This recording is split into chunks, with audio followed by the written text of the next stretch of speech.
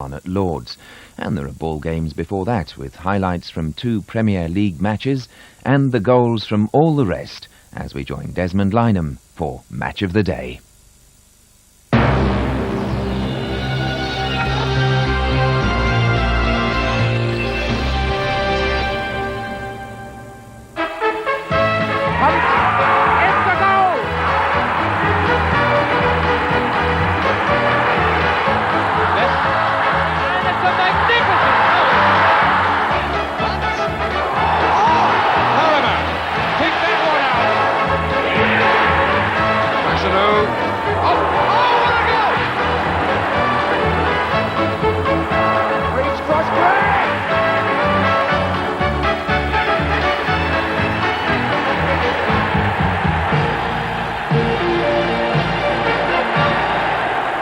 "28 years ago today, the very first match of the day kicked off with this goal from Liverpool's Roger Hunt, one of 5 goals in the programme that night. Is it too high for Callaghan? No. Hunt, it's a goal! Good evening. Tonight we have for you no fewer than 38 goals, almost 4 a game from the afternoon's Premier League matches. And here's a quick sample.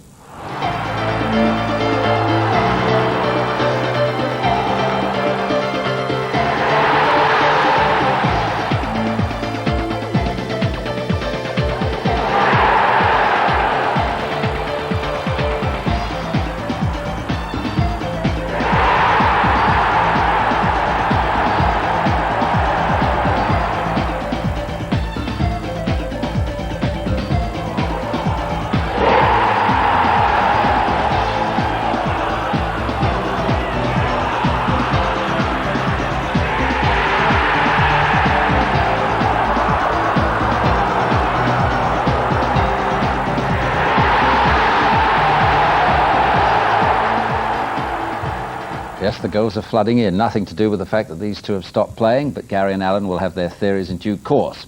Now our main match action, starting at Hillsborough with Sheffield Wednesday, unbeaten after their first 2 games, against Chelsea, 1 point from their first 2. No Chris Waddle for Wednesday, he was injured in their first match, but look out for a goal that Waddle would most certainly have been proud of. The commentary comes from John Motson.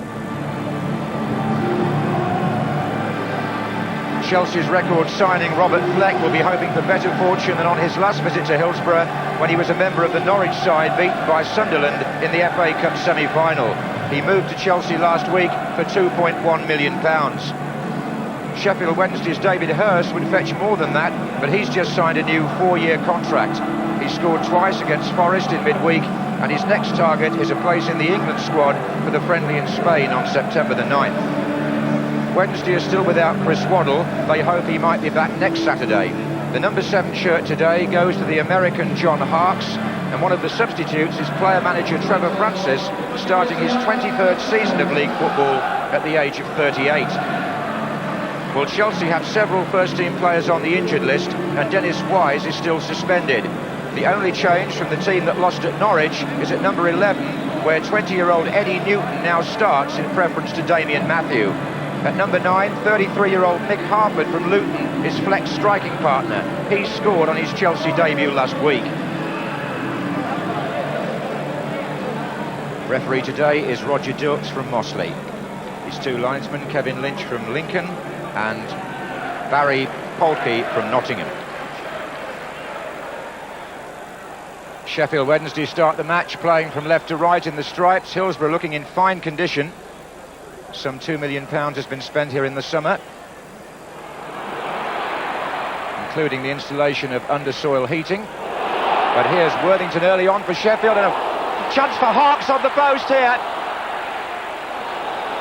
And a scramble for Dave Besant as well. John Harkes taking up the far post position in that attack, and Chelsea were able to force the ball away. Besant, who's had a slightly uneasy start to the season.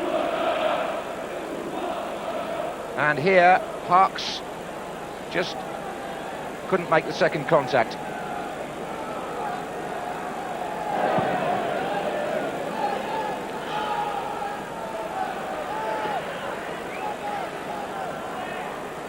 Nielsen with the throw. This is Paul Williams and Paul Elliott. Two players with a London background. Not to be confused, Paul Williams, with the number 8, Chris Bart Williams, in the Sheffield Wednesday lineup, who conveniently is on the ball now. Offside flag is up on the far side. Besant wasn't to know that. He made a very good save. It was David Hurst's header, but there was a flag up.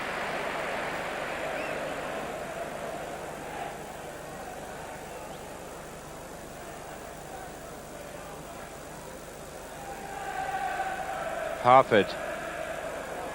Nielsen. That came off Gareth Hall.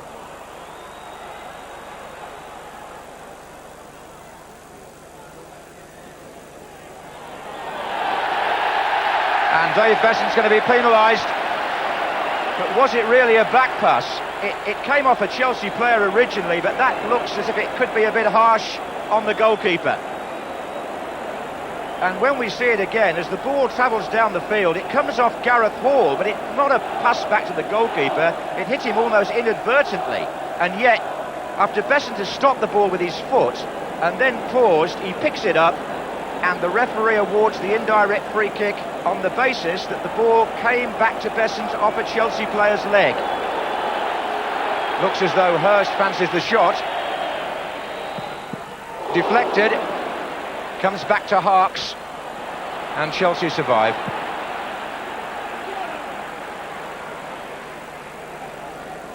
Player manager, who was a substitute on Wednesday night but didn't have to bring himself on. He's on the bench again today. Was Elliott's. Paul Williams, nice turn. Good play, Worthington. Hurst in the centre waiting here. Smooth build-up by Sheffield Wednesday. David Hurst on the end of it, as you would expect him to be. But what a good turn by Paul Williams, and a lovely cross from the left foot of Nigel Worthington.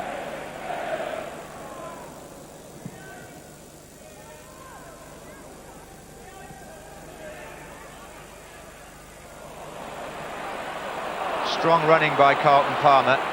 He's got Worthington to his left. Paul Williams and Hurst making ground into the centre. And Wednesday force another corner. No joy so far from them, but Pearson's up again. Played short this time to Bart Williams. Worthington. Bart Williams. King. Flick on by Palmer. It's going to come out to Pearson. Little flick there by Williams. Nice effort. It's Nigel Pearson who gets the cross in here, and Paul Williams, improvisation.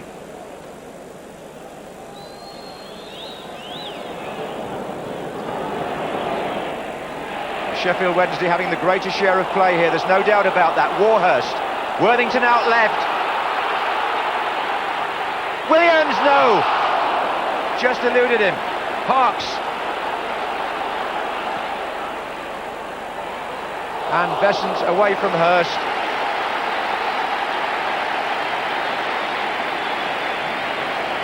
Strong stuff from Sheffield Wednesday, just lacking the finish.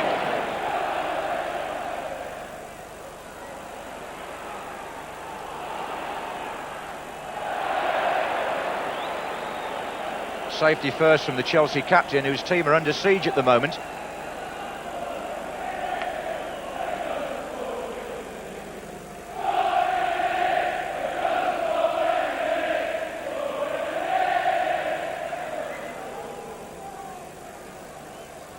Header out was by Elliott. Pearson is still in there for Wednesday. This is Worthington. Oh, Donaghy this time away. Wednesday are firing the crosses in and keeping Chelsea at full stretch.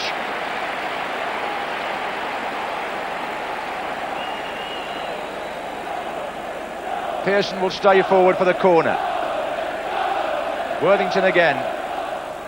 Palmer comes near post, chance at the far. And no, yes, it's been given. Hurst is the scorer, as the corner was taken by Worthington. Carlton Palmer flicked it on, And Hurst scores to make it 1-0 to Sheffield Wednesday after 26 minutes. Well, Chelsea have got a poor record on this ground and now having to come from behind. This is Graham Stewart. In by Hall.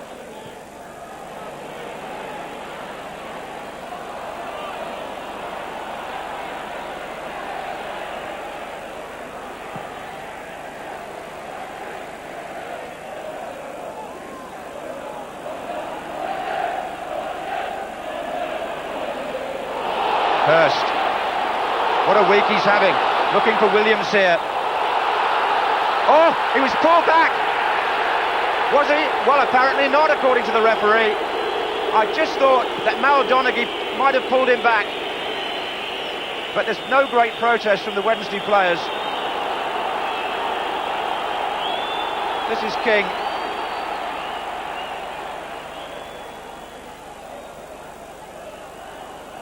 Bart Williams. Well, Hurst, who scored the goal and started that last move, is really having a start to the season to remember. The corner which brought the goal was swung in by Nigel Worthington's left foot. That's Carlton Palmer who gets the flick on. And then they're looking for an offside, Chelsea, against Paul Williams in there. But the ball went straight through and past Besant. And Hurst then very nearly set up Williams again. This is Jones. Oh, it's a good little ball, Andy Townsend. And Chris Woods kept his eye on the ball and prevented the Chelsea equaliser. Good save.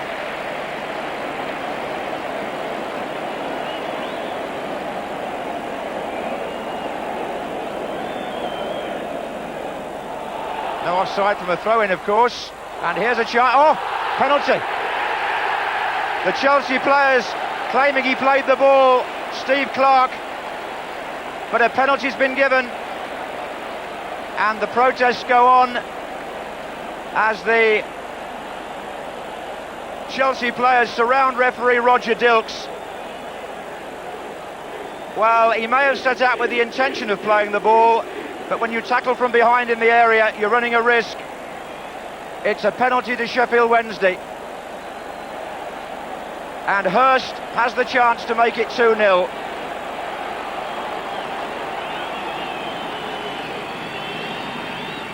And does.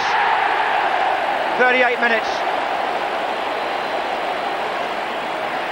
So Hurst, the player who was brought down, takes the penalty himself. And Sheffield Wednesday are very much in charge of this match now. Left foot sending Besant the wrong way. Penalty virtually in the centre of the goal, in fact. And Hurst makes it 2. Well, Steve Clarke was upset by the decision. But Chelsea, who've only ever won here 4 times and not since the 1969-70 season, now find themselves 2 goals down on a ground where they hardly ever do well. And very lively Paul Williams in this first half. This is Palmer, Bart Williams coming in, and Worthington too.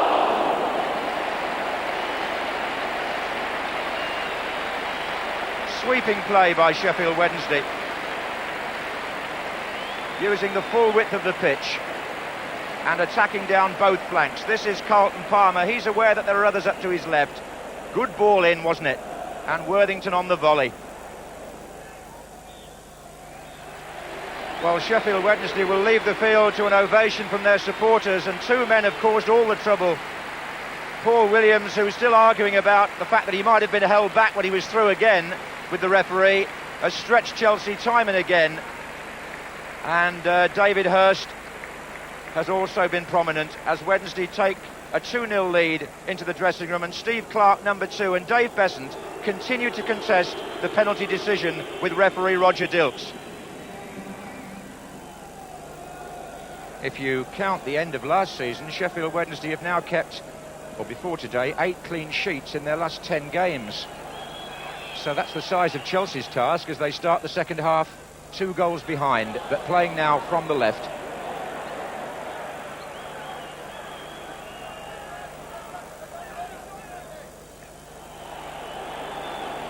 Nielsen.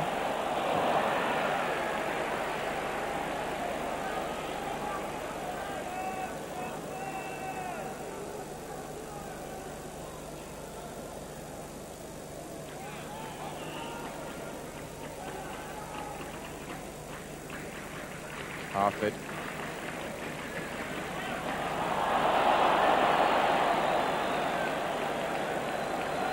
It's Fleck who was fouled.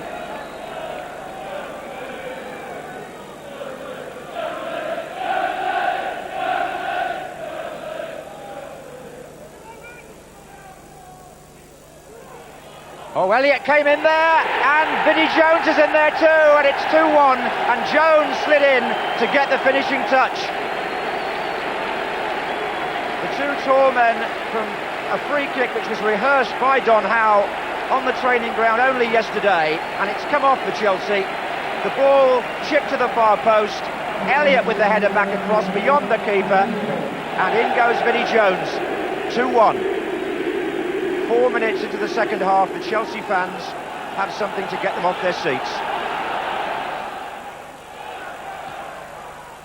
And Fleck trying to dart behind the centre-backs, forces Woods to come out. Straight to Clark, Jones, and he saw the opening. Well, it may have looked wild, the shot from Vinnie Jones, but he did exactly the right thing, because Chris Woods, forced to play the ball with his feet, was out of position. As we can see here, it's played straight back by Clark to Jones, and with Woods way out of his ground, it's well wide. It's Warhurst again. And Graham Stewart's got some space on that side. Flex to his left, Mick Harford to his right. Stewart's carried the ball an awful long way, and he's through. What a magnificent run and a fabulous goal. You won't see too many better than that this season in the Premier League. That's absolutely superb from Graham Stewart, the lad the other players call Bobby because of his time at the FA School of Excellence. And just look at the ground he covered here. None of them could catch him, and the others couldn't stop him. Half the length of the field, took on both the last two defenders, and then slid the ball wide of Chris Woods, and that's an equaliser that will go down in the Chelsea Hall of Fame. 58 minutes gone, Graham Stewart 2-2. Don't know what Ian Porterfield and Don Howe said in the dressing room, but it certainly had some effect. But here's Roland Nielsen.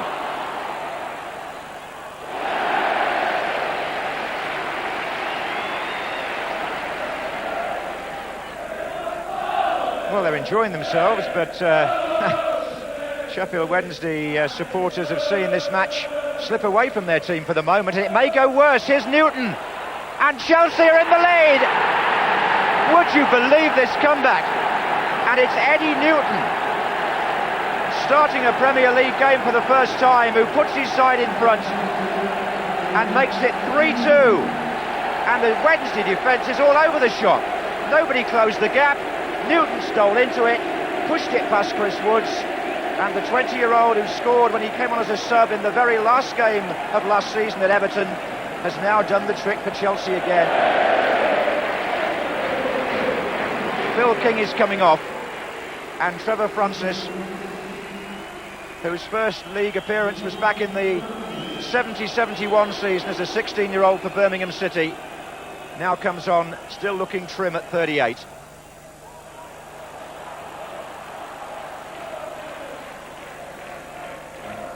Carlton Palmer. Oh, and Hurst. And it was David Hurst must have seen the target there, let fly, and Besant did well enough with the angle because the shot went wide.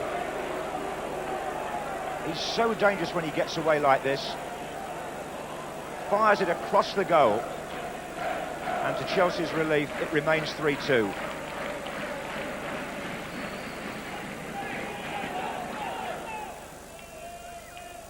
That's Jones, good running by Townsend here.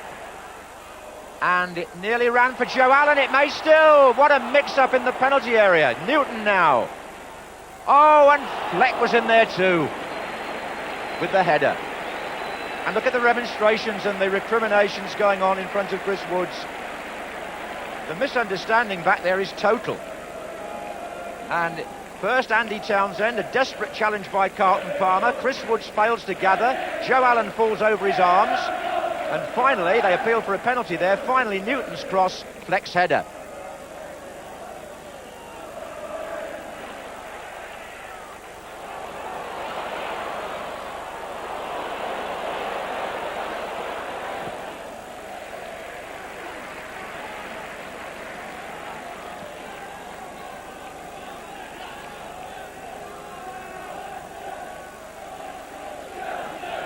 Oh, well played by Francis. Oh, and it's got in by Danny Wilson. The substitute got it. After Hurst's header had been knocked down, Wilson makes it 3-3.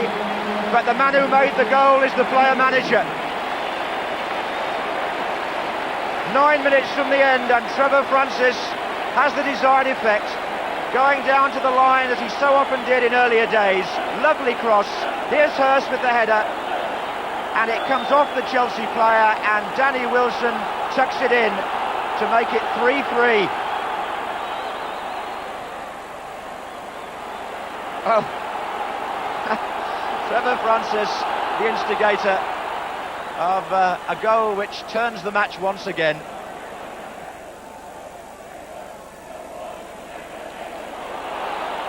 Oh, and Wilson's lost it, it's Townsend. Andy Townsend for Chelsea, and he couldn't finish because Woods got an arm to a shot which wasn't really hit very hard. A desperate save to prevent Chelsea regaining the lead and to get Danny Wilson off the hook, because he really let Townsend in, and Andy Townsend may feel he should have finished that rather better. It's a corner anyway. Donaghy's up there. Oh, that went clean through everybody. Trevor Francis.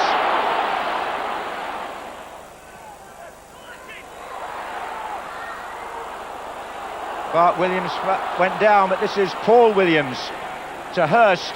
There's nobody that side of him, and really Chelsea had no need to do that.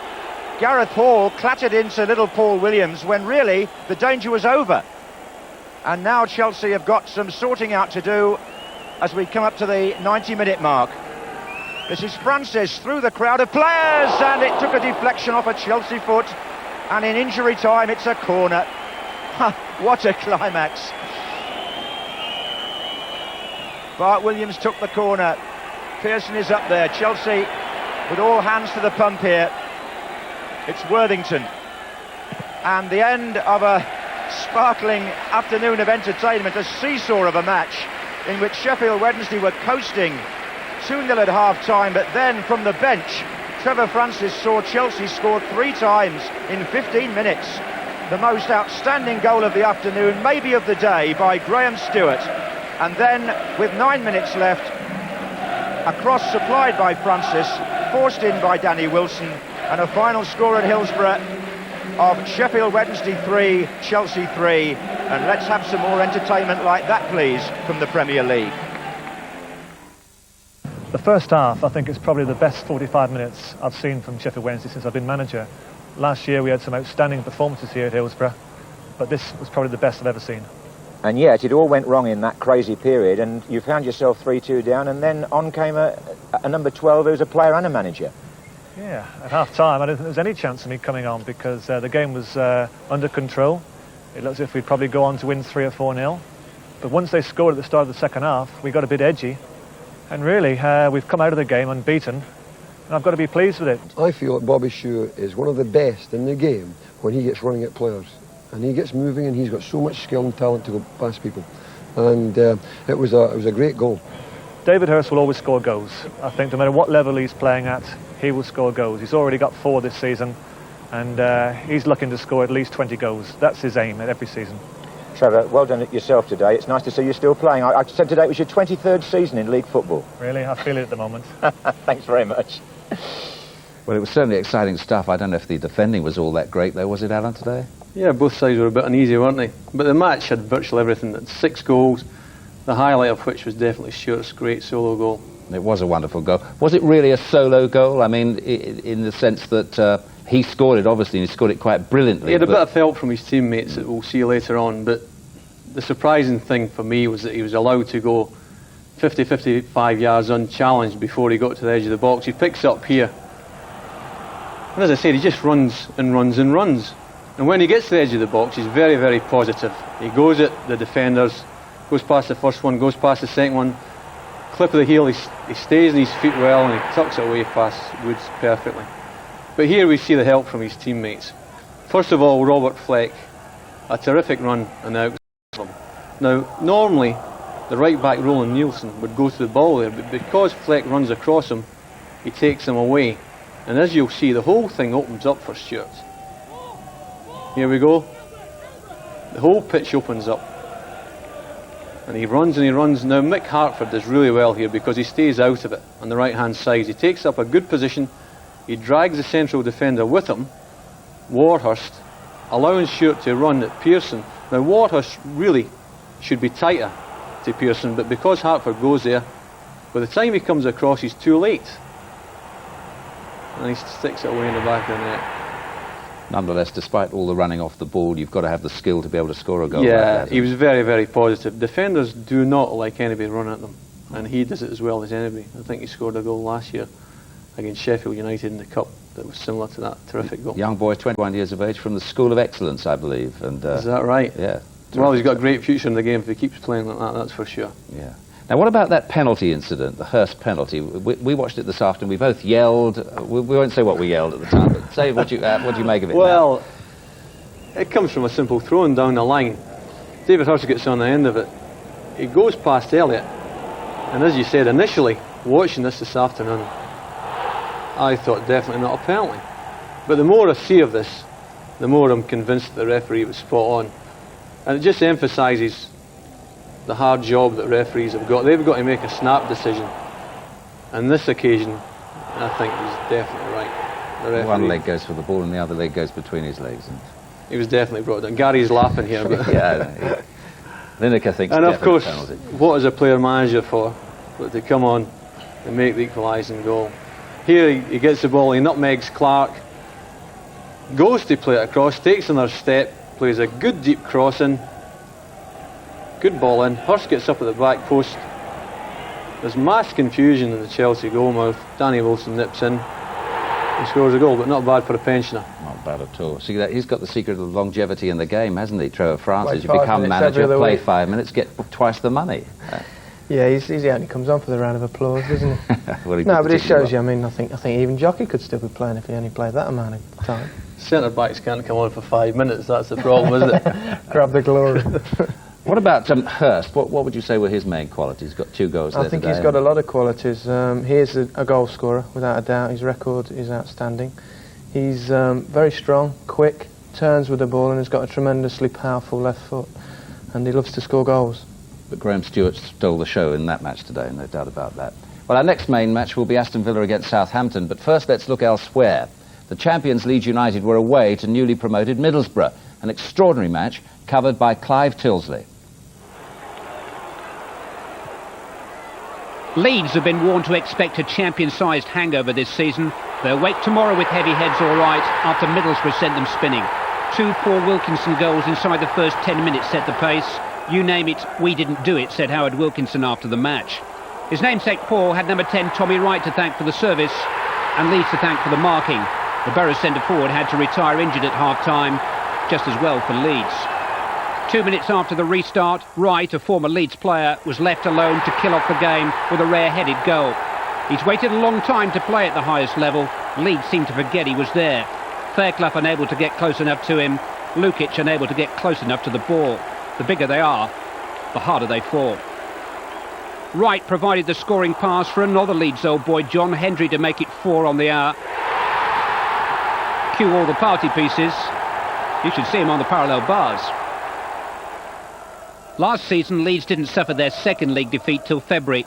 Eric Cantona offered a defiant reminder as to what they can do, but today was all about what Lenny Lawrence did to them. I think probably it's the most professional performance that I've been associated with in my 10 years as a manager. I think credit to the players, they worked so hard and showed great skill, great finishing ability, and it was a tremendous all-round team performance. I thought they could do well enough to win, but the standards they set out there surprised even me, I must say. Big turn-up. Well, now we move to the northwest, where 3 Premier League games were played this afternoon. Ray Stubbs begins with the club that came up through the playoffs and then started writing more cheques. Blackburn Rovers.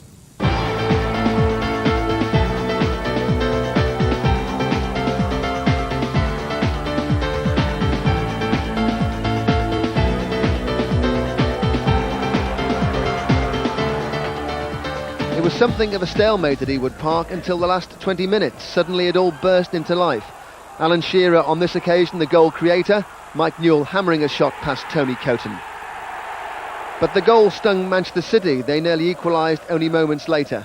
The cross coming in and Niall Quinn knocking it down. Andy Hill hammered in the shot. Bobby Mims did well to parry it onto the crossbar. But it was only a post that prevented Blackburn from going 2 up, Stuart Ripley forcing his way into the box. Blackburn worth their win though, Manchester City having a tough time of things, only 1 point out of 9. But for Kenny Dalglish's Blackburn, it's all going rather well. We couldn't have asked for a better start, 7 out of 9 points. But it's very early days yet, and you know, teams have made it difficult for us. 2 teams have come here, and I think we can expect that for the rest of the season. You must be encouraged by the partnership and the relationship that you and Alan Shearer seem to be getting together straight away. Yeah, he's had a splendid start. Obviously, everybody's seen his goals, but he works very hard as well, and that obviously helps me.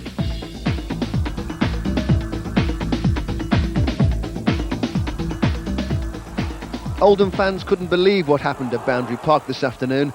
They took Nottingham Forest apart in the first half. Neil Adams, in his first game of the season, bundled in a goal just on the half hour. That was the first of 3 Oldham goals in 14 minutes. Graham Sharp has been scoring goals at the highest level for over a decade. He scored a second Oldham goal.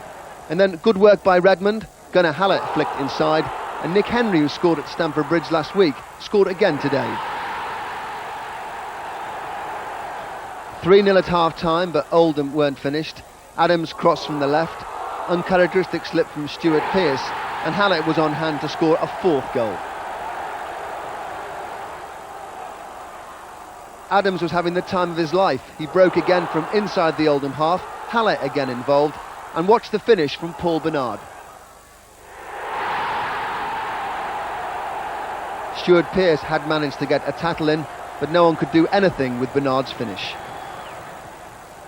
5 down, Nottingham Forest were playing for pride.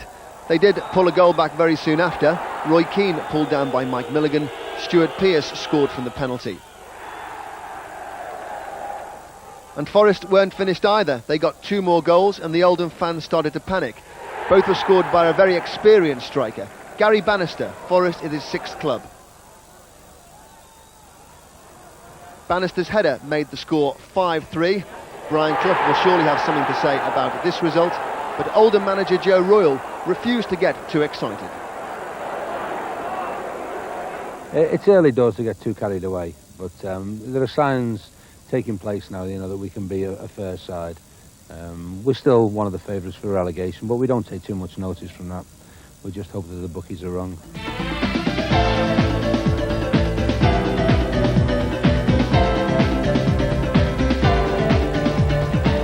It was Ipswich who took the lead at Old Trafford after 56 minutes. Neil Thompson's long throw ended at the feet of Chris Kiwomya, United conceding another goal from a set piece.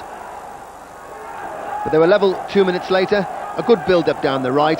Kanchelskis eventually crossing. Dennis Irwin racing in to crack an unstoppable shot. At last, Old Trafford fans had something to cheer about. Having lost their first 2 games, Manchester United had collected their first point of the season. In many ways it's just an illustration of the previous 2 games with all the play. In fairness, Ipswich are the one side out of the 3 have tried to play today. Others, you know, we've been totally in control of the games. But we still lost a goal at the set piece. Yeah. Only 1 this time, so maybe we're coming down to the nil thing. But we played a lot of good football at times, particularly in the second half, and created a lot of good openings where we should have maybe scored 3 or 4. Well, some clubs clearly haven't read the script yet because there's all sorts of strange results happening at the start of the season. What would be your long-term view about Blackburn? You've watched them a couple of times. I think he needs another couple of players. But obviously, if you've got a front 3, Ripley, Shearer, Newell, you're always going to have a chance. I think that Walker's money and Dalglish's know-how, it's a powerful combination. And if he gets these two players, then I think he could go a long way. Kelly seems to be enjoying himself. Relax, he's playing golf. Never seen him so happy. That's the secret of management, probably. Play golf. Play the golf. Now let's concentrate on the match at Villa Park then. Aston Villa against Southampton, both looking for their first win, and Barry Davis is commentator. Atkinson in for Atkinson is the Villa good news, at least part of it. Daly, and scorer of both Aston Villa's goals so far this season, starts his third consecutive match. And that hasn't happened since he signed for Ron's club in the summer of '91. Also in, after coming off in midweek here, is Dwight York, last season's top scorer, and young Stephen Froggatt, whom the manager may now regret leaving out against Leeds United. For the Southampton players, there are places at stake with the new signings ready for next week. Their changes are in defence, and because of injuries, Jeff Kenner and Richard Hall coming in. Up front, the manager, Ian Brandfoot, seeks a first return from the old Chelsea partnership, who in 4 seasons there, between 83 and 87, managed 116 goals between them. 76 of those came from this man, Kerry Dixon, with his partner, David Speedy, chipping in with another 40. Cyril Regis, sadly among the injured. The referee is Kelvin Morton from Bury St Edmunds. And Aston Villa attacking the goal to our right. Early touch for Froggatt, but couldn't take the ball with him. Southampton looking to lose an image too. Started off the season really where they were last, with problems with sendings off and bookings. Although the problem at Queen's Park Rangers at the end of the match in midweek seemed to blow up out of nothing and might well have been ended right at its start.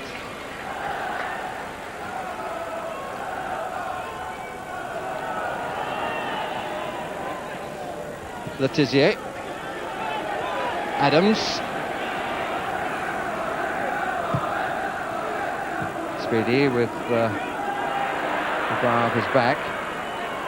Adams almost fooled his man by the error. Barrett, neatly done. Speedy. Oh, good try. What an excellent crack by Glenn Cockerell. It was swerving a lot in the wind and landed up on top of the crossbar. But he really got hold of that. And I think it might well have surprised Nigel Spink.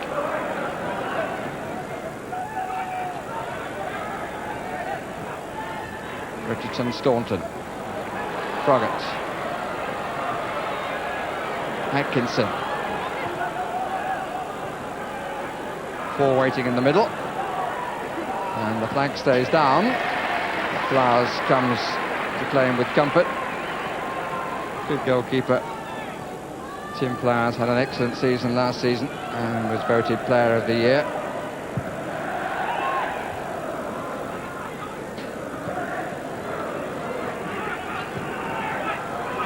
Barrett.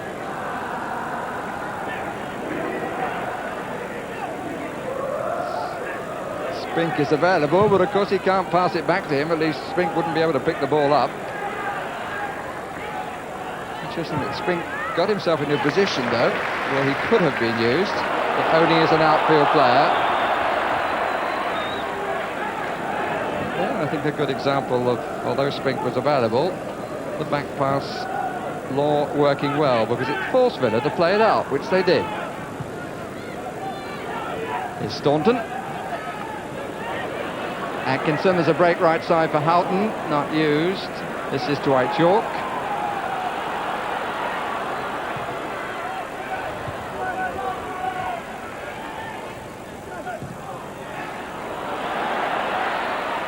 Staunton. York on the near edge of the 6-yard box, plays it back. An attempt at a curler.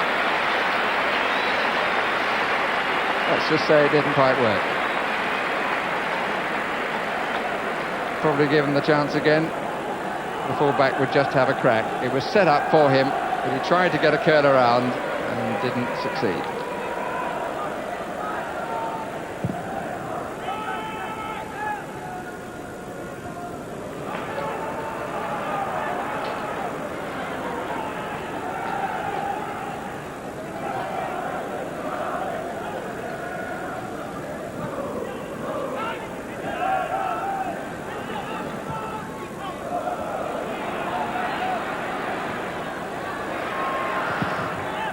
Comfortable clearance for Flowers.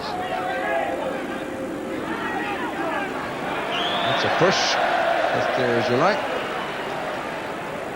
Interesting that Paul McGrath felt that it was worth following Speedy all that way.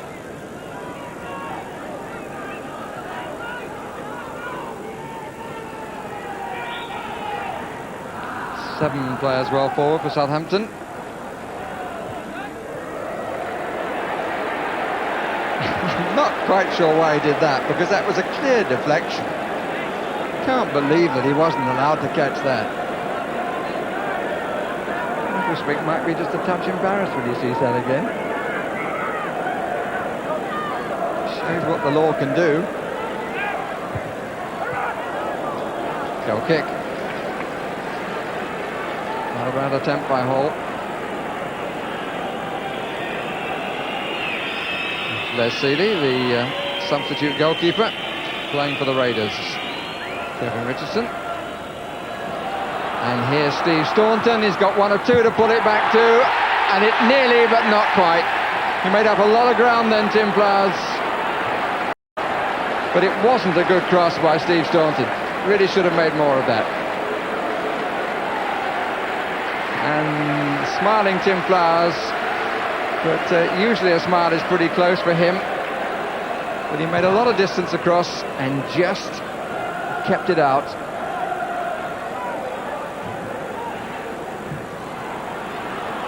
Cockle could have another dig. From a bit closer this time.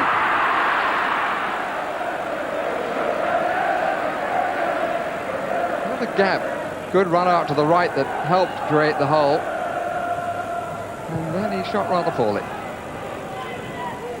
Staunton to Teal. To nobody that I noticed. Benali. And the end of an undistinguished and very hurried first half, which ends scoreless. And really one of the few features of the first 45 minutes was how adept Tim Flowers is at playing the ball with his feet.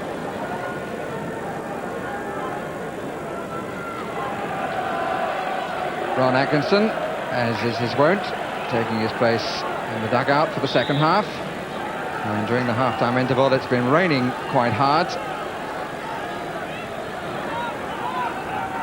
The arrival towards the end of the first half of Frank McAvenny means that we have no fewer than 9 players 30 or over on the pitch.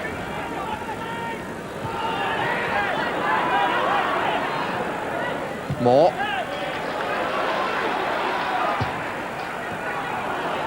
Dixon on for Speedy. Dixon, good save.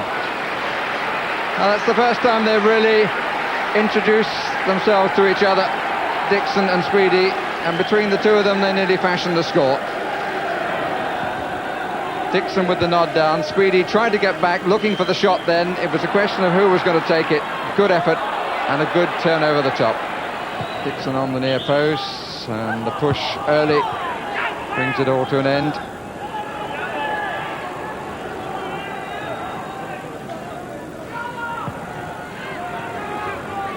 Benali. Only to Parker. Looks to see where Atkinson is, and Atkinson can't get between two.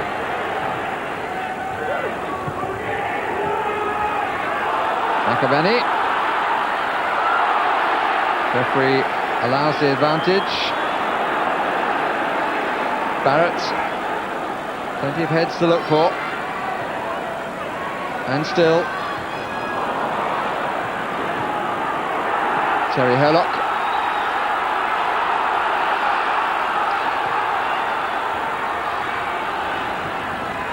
Now trying to lift the contest by their noise. McGrath. Might be so much better if somebody was to score. Roberts. Ball bounced up quite high then off the pitch. Staunton. McAvenny and Atkinson. Villa have the lead. McAvenny wreathed in smiles, and Atkinson gets his third goal of the season. And Ron Atkinson will be a little more pleased now. Long cross by Steve Staunton, and McAvenny did well to pull it back, and they were caught out, and Atkinson was determined that he was going to get there first.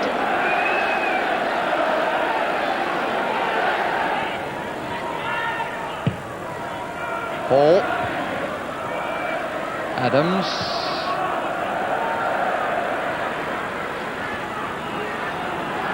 Benali. It runs to Dixon, to Speedy. It was a real chance for David Speedy, and he will know that better than anyone else. Benali with the low cross, little flick, and Speedy with an opportunity to at least get it on target.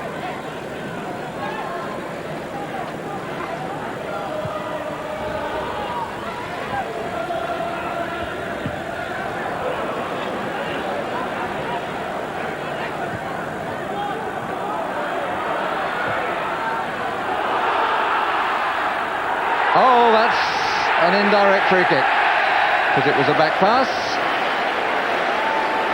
Flowers with McAvenny coming in. I don't know whether he didn't appreciate what it was. Maybe he was just too conscious of the player close to him.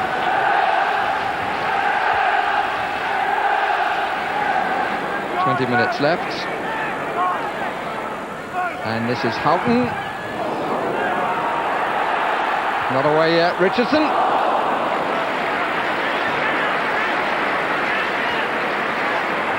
Tim Flowers not made to pay for his indiscretion. Dowie.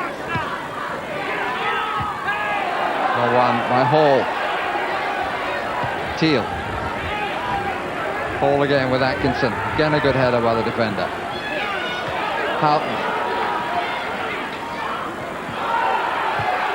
Not too sure about that challenge from Dowie, but the referee allowed it.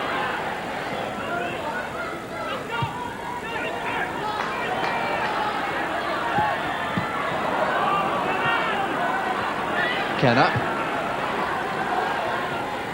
Oh, it's got through. Mistake by Teal. Dixon, Dowie, and finally in by Adams. It's 1-1. One mistake, and Aston Villa made to pay. Break on the right side that Sean Teal was unable to cut out. Came across here, missed his kick completely. And Dixon on from Dowie, in from Adams. 1-1, 79 minutes gone. Sean Teal.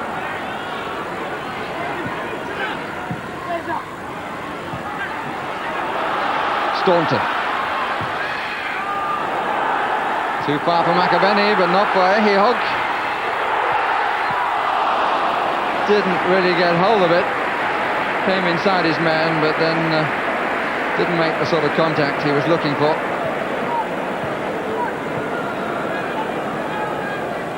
An intake of breath from the manager of Aston Villa.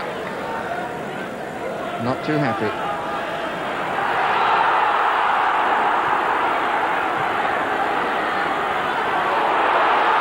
Dowie not doing the best for his side on that occasion. Holt End willing a second strike, and that's a good ball. Houghton.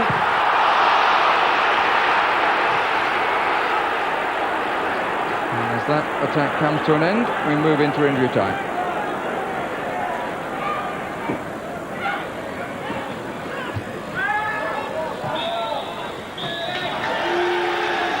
And another draw for Aston Villa. Indeed, another 1-1 draw for Aston Villa.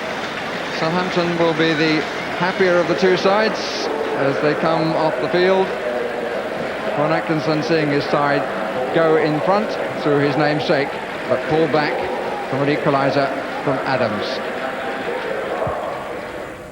Well, it's been an inauspicious start to the season for most of the London clubs, especially Championship favourites Arsenal. They play tomorrow. But Spurs and Crystal Palace met today at White Hart Lane. Spurs included new signings Neil Ruddock, number 6 from Southampton, and Darren Anderton, number 10 from Portsmouth. Palace, captained as usual by Jeff Thomas, number 8, who had expected he might have been playing for Blackburn Rovers today. That deal, of course, was called off. Commentary from Tony Gubber.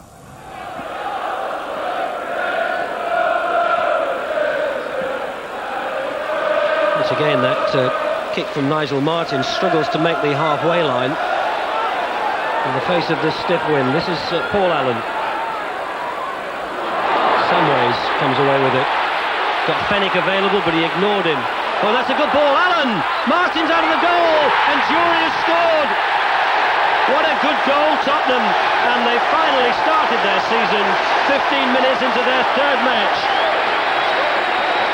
Well, there was a moment when it looked as though Vinnie Samways had taken the wrong option because he ignored Terry Fenwick, who was available down the right wing. But Samways knew what he was doing. That was a lovely ball to put Paul Allen through. Jury just had to get there to head it in, and Spurs are 1-up.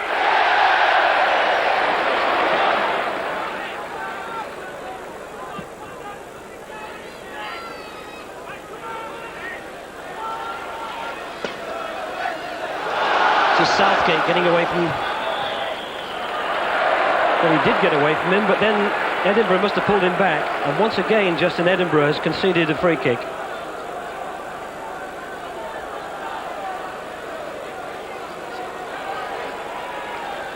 Dean Gordon has gone across to take this free kick for Crystal Palace. Just over 20 minutes played. There are 5 to look for. McGoldrick!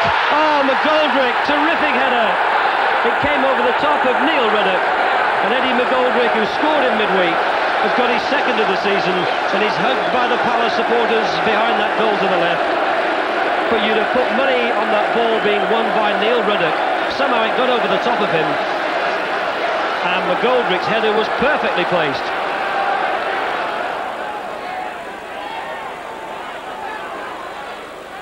Samways.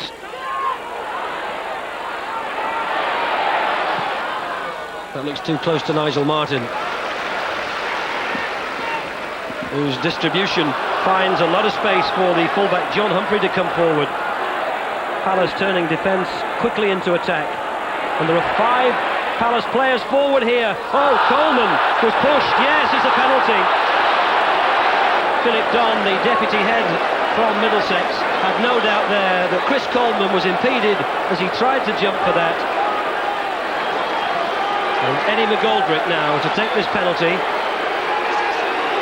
looking for his second goal and Palace's second of the match. Oh, great save, Thorstvedt! The big Norwegian international, with Walker injured. Thorstvedt is back, and with a great penalty save. Samways with the corner. This is Andy Thorne. Ruddock stretched around, and there was a little bit of hurdling and pushing and elbows, and you feel as though there's something just below the surface in this match which you don't want to see flare to the surface. Oh, but it's a red card. Of the incidents that there have been in the game, that looks among the more innocent, but both Andy Thorne and Neil Ruddock are sent off for a second cautionable offence, and the showing of the yellow and the red card made that perfectly clear from the referee Philip Don. 10 minutes left in the match. Eric Young! Palace are in front! The big central defender up for the set piece. He steadied himself and he thumbed that one past Eric Thorstvedt, and Palace are back in front in this game of 10-a-side. Samways. Austin. Jury. Sedgley has equalised!